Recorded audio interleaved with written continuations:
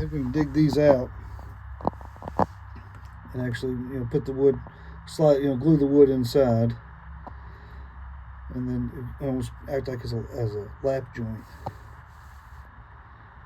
We really weren't expecting. I mean, we had a little bit in the end of the stringers, but I wasn't expecting that much.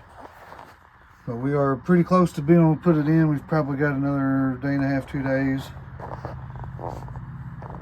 to put this, to get the template made, get the plywood cut, and get everything glued in, and then finish up a little bit of the grinding. We'll have to clean it, degrease it, and such like that. So, but the stringer may take a little bit more.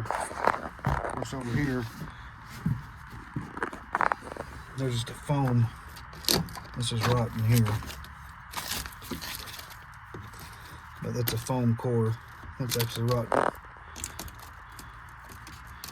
That's your fuel tank there sitting on top of that,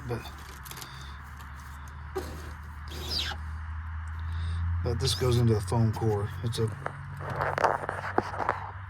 can see, it'll just be a piece of wood going across, but the piece of wood on top is going to the inside. Anyhow, I want to show you where we're at and what else we found in the meantime.